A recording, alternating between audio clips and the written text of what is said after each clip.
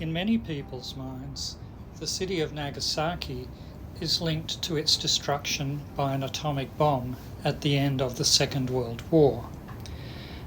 That bomb was detonated 500 metres above this spot at 11:02 a.m. on the 9th of August 1945. 午前11時2分、松山町上空およそ500メートルの位置で爆発。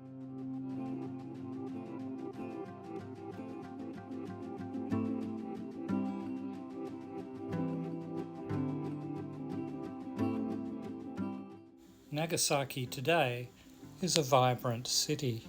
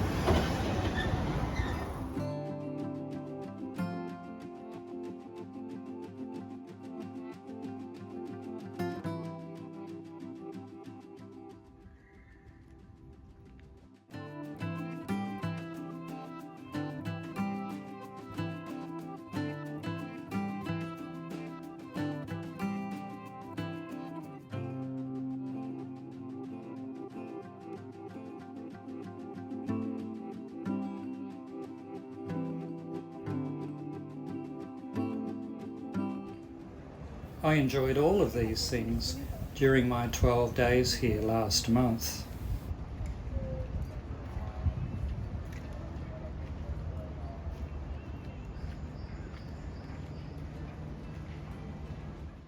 If it weren't for the bullet train, one might say that Nagasaki's location is remote. However, its port was ideally positioned to become the historical hub of maritime trade with China, Korea, Taiwan, and beyond.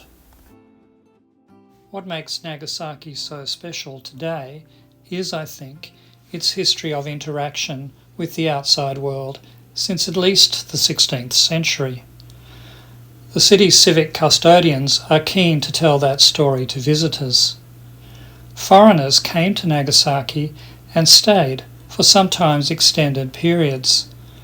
The former foreign settlements are well signposted and conserved. They are well worth visiting.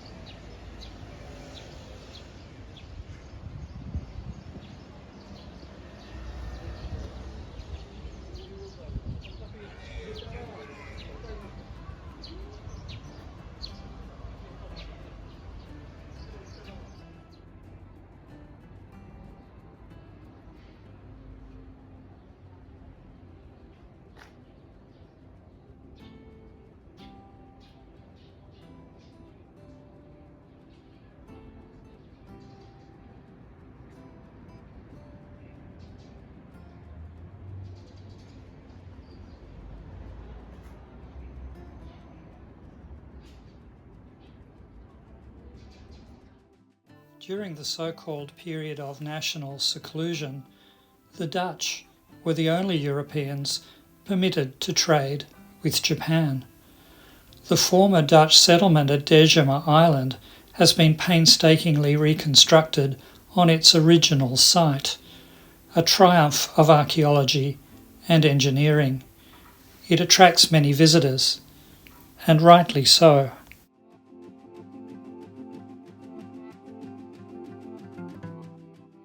This map at Dejima shows how Nagasaki was linked to the Netherlands by sea and to the many parts of the global Dutch Empire for more than 200 years. A large range of products made their way to Japan in Dutch ships.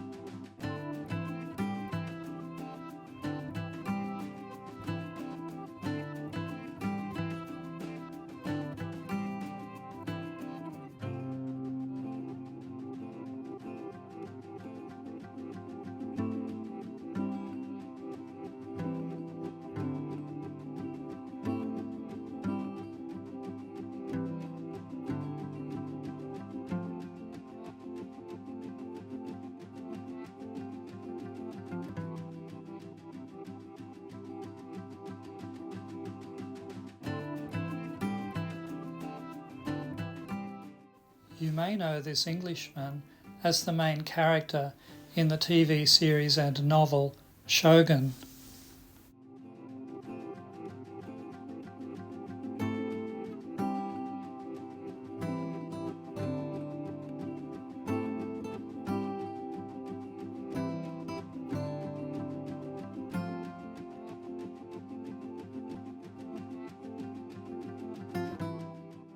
No European women were allowed to come to the settlement, but local courtesans were welcomed.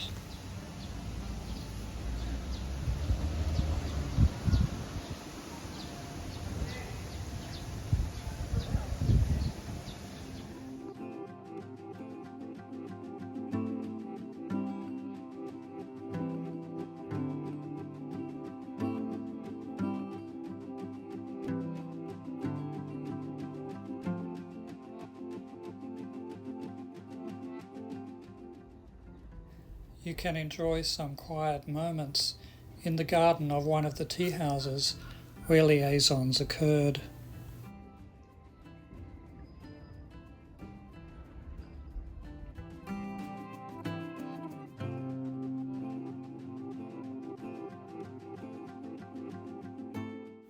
The meeting of cultures at Nagasaki led to conflict too, particularly over religion. Many Japanese in Nagasaki were converted to Christianity, and the government banned the foreign religion. This memorial marks the place where 26 Christians, Japanese and European, were crucified in 1597.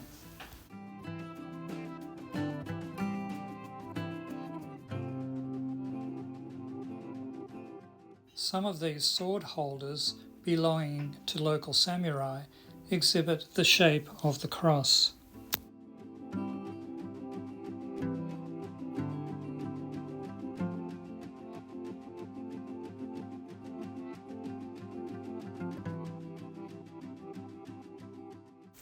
After Japan lifted a lot of the restrictions on trade in the mid-19th century, this prime harbourside property was developed by a young Scottish entrepreneur who played a significant role in Japan's industrial and political revolutions of the time.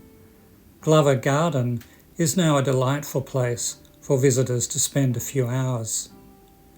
Thomas Blake Glover was 21 years old when he left his home in Aberdeen to take up employment with the firm Jardine and Matheson. He became involved in shipbuilding and the arms trade, and he introduced steam engines to Japan.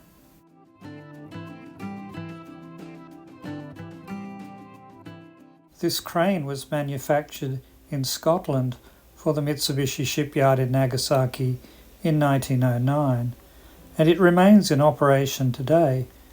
You might be able to make it out in this clip, the green structure in the centre. Glover spoke Japanese and formed an interracial family with his Japanese common-law wife and their daughter.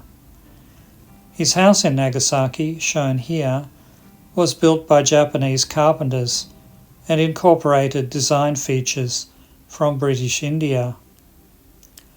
Glover died in Tokyo in 1911. Nagasaki's identity is grounded in stories of cultural interaction, like Glover's. Today the city vigorously advocates for global cooperation and peace.